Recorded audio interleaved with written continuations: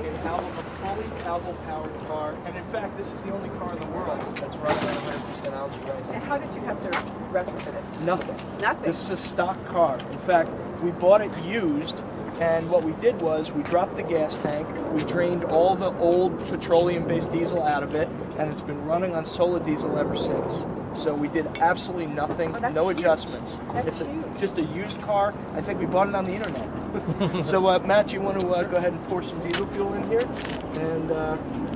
And actually, if you smell it, it smells almost like vegetable oil. And when you actually start the car, I think that's plenty. You got plenty. That's okay.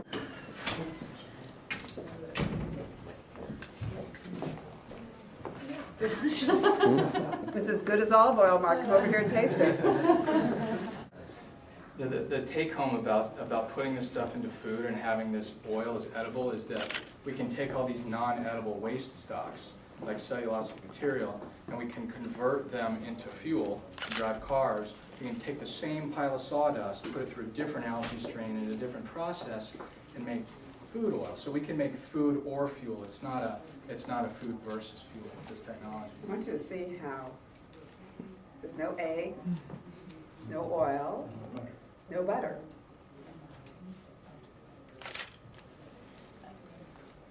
It's really good. I'm Jackie Speier.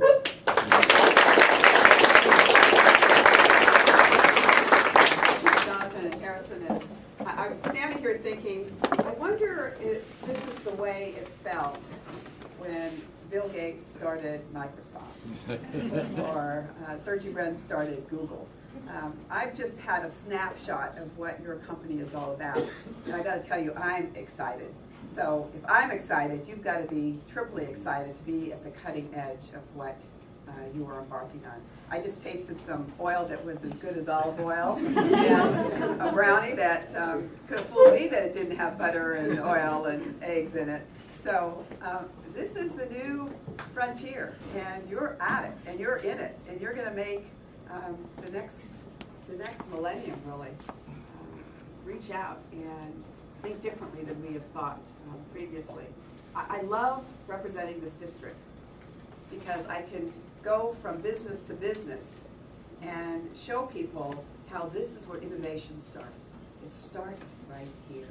And we take it for granted because we live here and work here, and we don't realize that virtually everything that is innovative in the last 40 years has started here.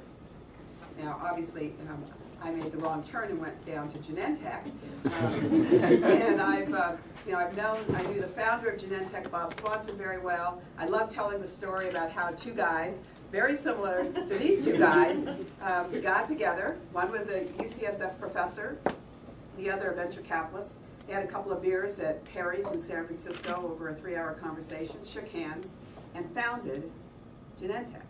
And by doing that, founded the biotechnology industry for the world. And we've seen what's happened and how many, there's 80 companies right here in South San Francisco doing biotechnology. Hundreds of thousands of people employed in this region. But it doesn't stop there. I mean, we have the high tech, we have the software game industry, we have the social networking industry. I just spent an hour or so last week with our friends at YouTube. And that thing is exploding like you wouldn't believe. So we are where it's happening. So don't forget it. And it's no coincidence. It's because for the longest time, the people that could make a difference in terms of priorities made a difference by saying higher education was the most important. Higher education, K through 12 education. And the result is we have UC Berkeley, UCSF, and Stanford in this hotspot, and it has really created the opportunities for so many of these things. When I met with Bob Swanson, this was many years ago, I said, Bob, what could we do for you? I was then in the state legislature. I was expecting him to say, well, could you extend the R&D tax credit? He didn't ask for any of those things. The only thing he asked me to do was keep the high standards and the high commitment to the University of California in higher education. It's never left me.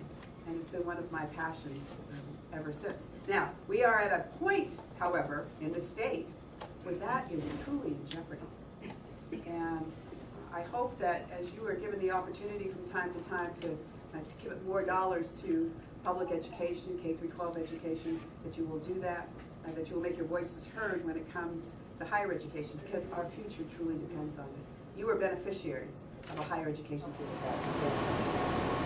Let me tell you what you're looking at. These are strains of algae that make oil.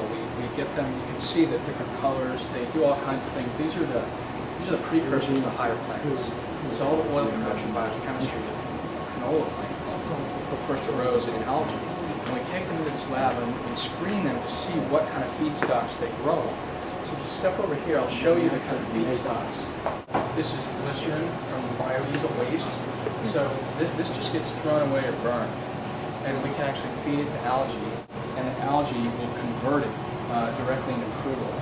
Wow. So we basically take all these things that the algae have evolved to eat when they're out there in the wild, decaying plant matter, etc.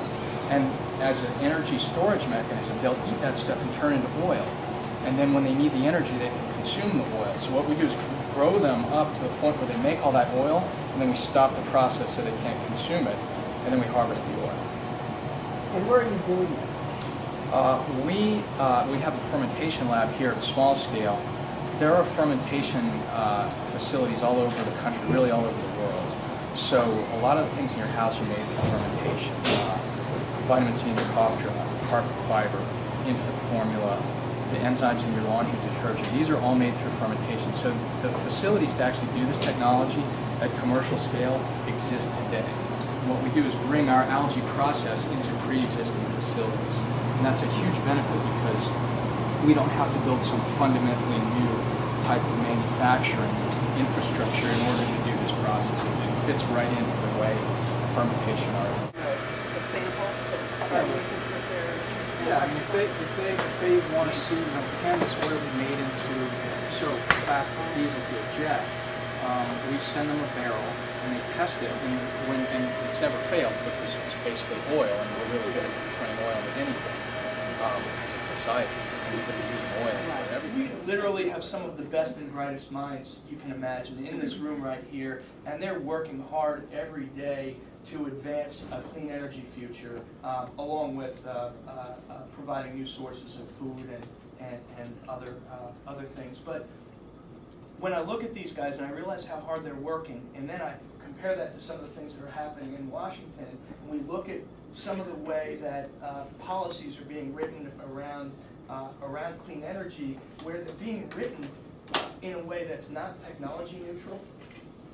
I look at these guys and I say, we're all here to fight on a level playing field, and we have concerns in Washington that there are entrenched interests that are assisting in the creation of policy that favors technologies over other technologies, when we just want a level playing field of technology neutrality. And we believe that if that's there, then we will rise to the surface. And I guess I'm curious if you have any thoughts about what we can do to help, or if you have any thoughts about how to kind of shift that debate into high gear in Washington.